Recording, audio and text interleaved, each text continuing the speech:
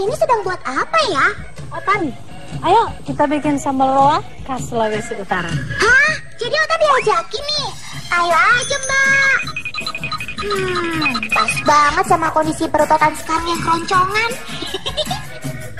Tuh lihat, pakai ikan segala lagi. Asik. Nanti Otan dibagi ya.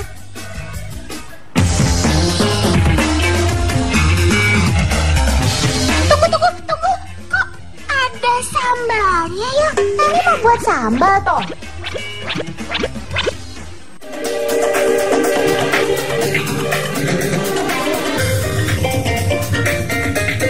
Oh, jadi ini yang dinamakan sambal ikan roa yang terkenal di Minahasa itu.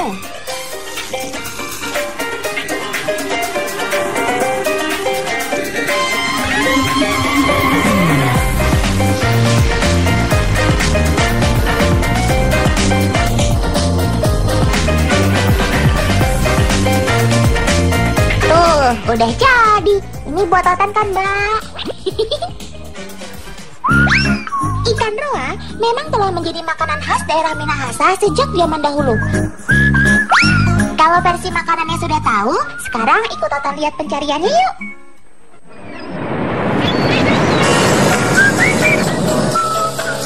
Aha, ini dia yang Otan cari. Orang-orang ini sedang mencari roa. Ada teman Otan juga si Aldo. Dia memang biasa ikut melaut jika hari libur begini. Teman, pencarian roa biasa dilakukan di pagi atau sore hari. Kenapa bisa begitu ya?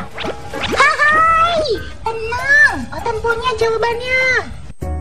Saat pagi atau sore hari memang saat yang tepat bagi ikan roa untuk memijah. Ini karena roa mencari suhu yang tepat untuk melakukan itu, yaitu tidak terlalu dingin atau panas. Pemijahan juga dilakukan di sekitar karang atau tubir di perairan dengan kedalaman yang dangkal saja di bawah 10 meter. Kemudian ikan roa akan meletakkan telur-telurnya pada karang-karang tersebut. Ini sebabnya keberadaan ikan roa di suatu daerah akan sangat berkurang jika terumbu karang di daerah situ juga kurang. Jadi tahu kan kenapa nyarinya pagi atau sore? Mereka mencarinya saat gerombolan roa sedang memijah. Cara mencarinya pun juga cukup unik loh. Mereka harus melihat ke sekeliling perahu mereka terlebih dahulu, di mana roa-roa itu bermain, dan itu akan terlihat di permukaan. Dan untuk memancing ikan roa supaya bermain di permukaan laut, para nelayan melemparkan daun kelapa kering ke laut. Daun-daun kering ini seakan-akan menyerupai badan ikan roa yang langsing, sehingga memicu roa untuk ikut dengan daun kelapa ke permukaan. Kalau sudah terlihat kawanan roanya, baru deh nelayan akan memacu perahunya dan melemparkan jaring melingkari si kawanan roa.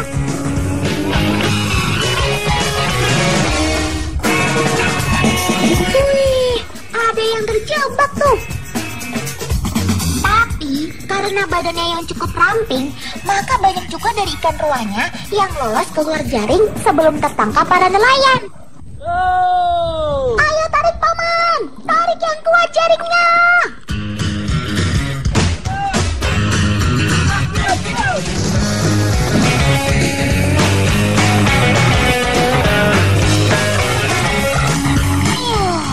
Akhirnya dapat juga ikan roanya.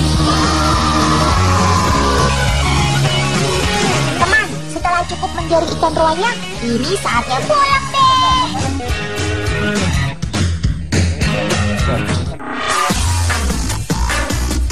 Para nelayan akan menyerahkan hasil tangkapan mereka ke pengepul di pinggir pantai.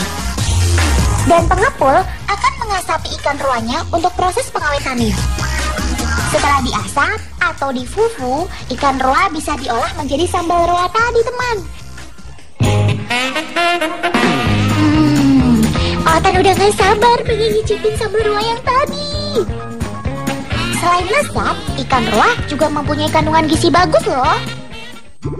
Ikan roa adalah satu dari sedikit ikan yang kandungan lemaknya hanya sekitar 1% dibandingkan dengan ikan lain yang kandungan lemaknya bisa mencapai 9%. Wah, Otan jadi makin suka makan ikan roa nih. Welcome to my paradise.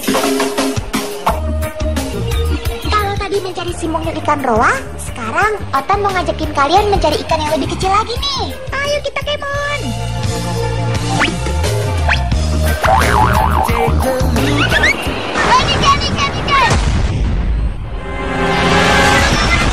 Kenapa dengan Nike? Kenapa kalian teriak-teriak? Nike anaknya siapa? Tolong! Nike! Tolong! Dia kecil!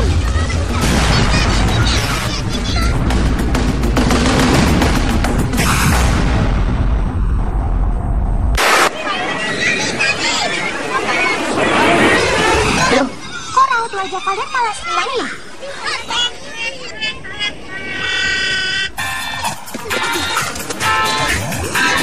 Oh, ternyata ikan Nike.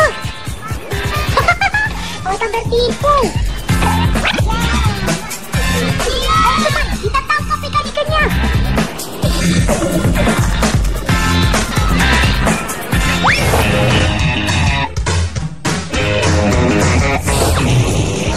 Ikan mungil ini bernama ikan Nike atau anakan ikan.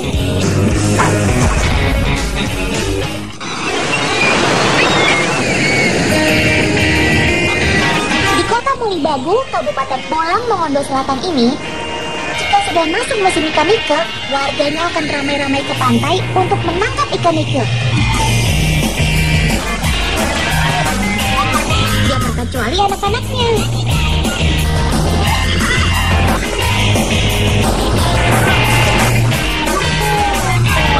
Lihat tuh anak-anak nangkap ikan Nike-nya. Semangat 45 banget ya. Padahal cuma pakai tudung saji doang.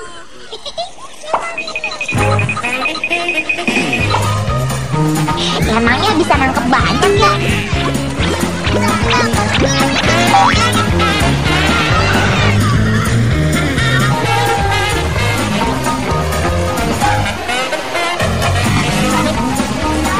Wah, ternyata banyak juga yang ditangkap ya.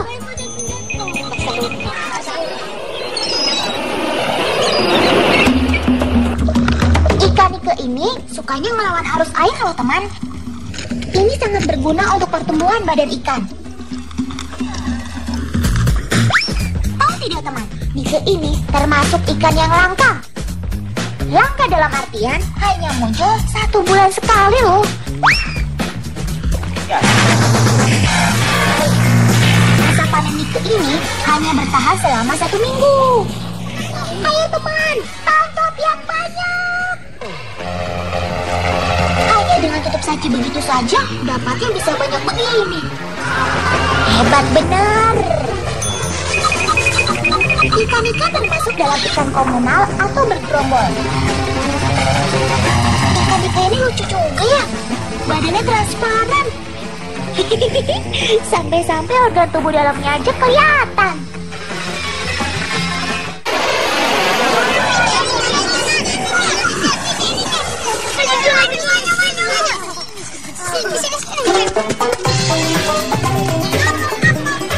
Ikan Nike yang diambil oleh anak-anak ini biasanya tidak untuk dijual teman, tetapi biasanya mereka mengambilnya untuk dikonsumsi sendiri. Apa ini?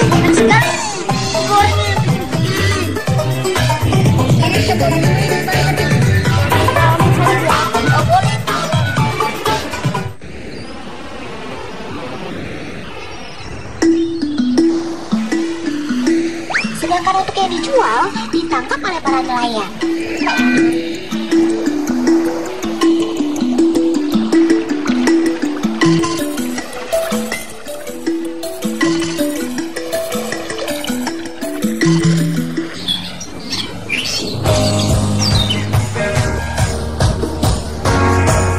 Harga ikan Nike ini di pasar berkisar antara 7.500 sampai 10.000 rupiah per kalengnya atau 385 gram. Wow! Soalnya Nike ini kan ikan musiman, gak heran harganya juga sedikit mahal.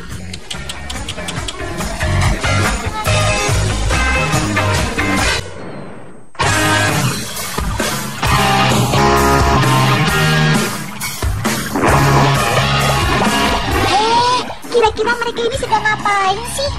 Mereka mau cari apa?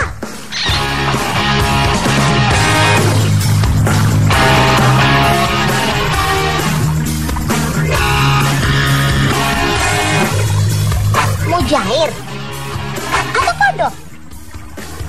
Apa? Semuanya bukan. Terus cari apa dong? Coba perhatikan deh.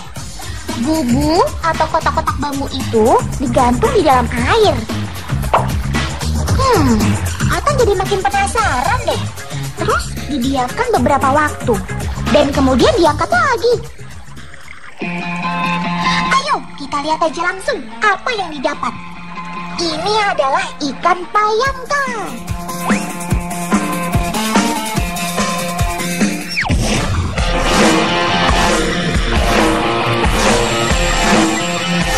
Ikan ini sebetulnya banyak ditemui di perairan derai. Tapi di Danau Tondano sini, si ikan juga bisa ditemui di perairan yang tenang. Walaupun bentuknya sama seperti ikan gabus, tetapi pada dasarnya payangka tidaklah semalas ikan gabus. Bisa dibilang si payangka ini lebih gesit.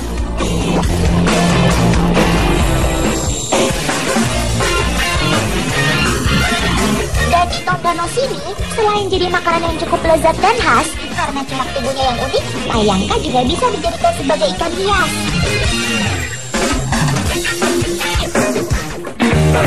Dan kalau sedang banyak-banyaknya, para penjual payangka dapat dengan mudah ditemui. Wih, emang kayaknya lezat banget sih ini ikan. Walaupun masih sukar untuk dibudidayakan. Nah, di Balai Budidaya Tatelu inilah ikan payangka sudah mulai diteliti dan dilihat kemungkinannya untuk dibudidayakan. Seperti kakak-kakak ini nih. Memang tidak mudah loh untuk membudidayakan ikan jenis ini.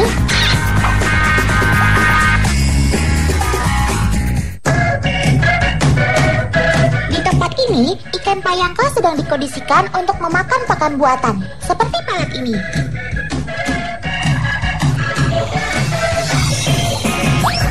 Ayo, dibeli makan yang banyak, Kak, supaya ikan-ikan payangka ini cepat besar, kayak otan gini.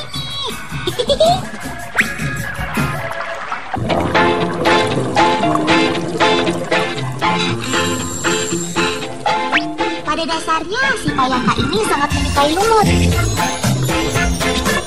Tetapi, dia juga bisa menyukai jenis makanan yang lainnya. Cacing misalnya.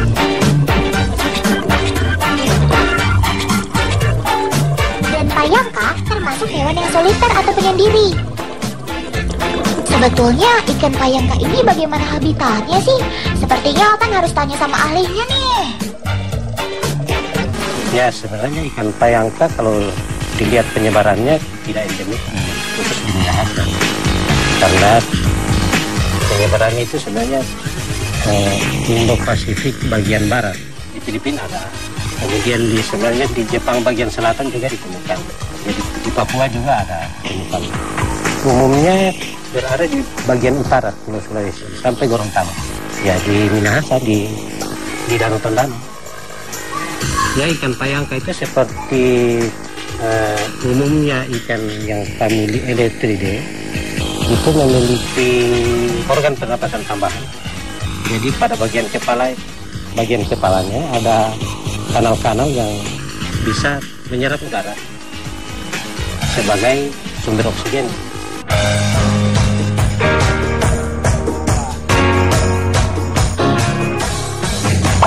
Dan bapak-bapak peneliti ini sedang berusaha untuk meneliti bagaimana ikan payangka tidak hanya sekedar dibesarkan, tetapi juga dikembangbiakan.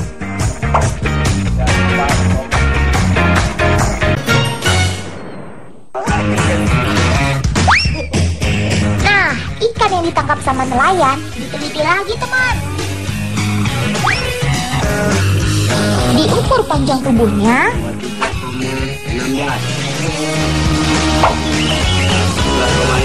kandungan gonadnya,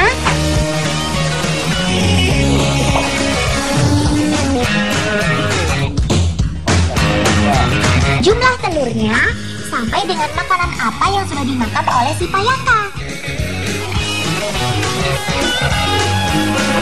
Ini supaya dapat diketahui makanan berkualitas apa yang bisa diberikan ke ikan payangka kalau sudah ditangkarkan nantinya. Wah, semoga berhasil ya bapak-bapak.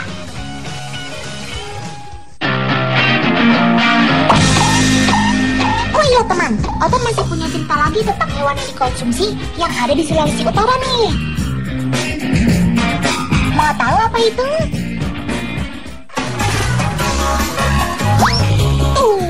Lihat si Om aja. Om itu sedang memakai jaring yang berbentuk segitiga. Kira-kira dia sedang cari apa ya? Kita lihat aja ya.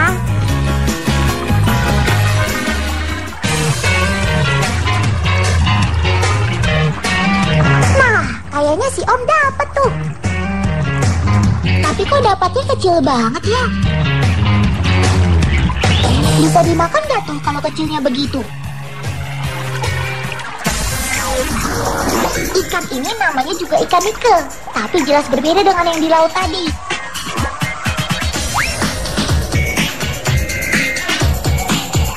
Ya, ikan nikel itu anak dari ikan payangka yang ya cukup digemari untuk dimakan oleh masyarakat di Manado dan di Minahasa ini.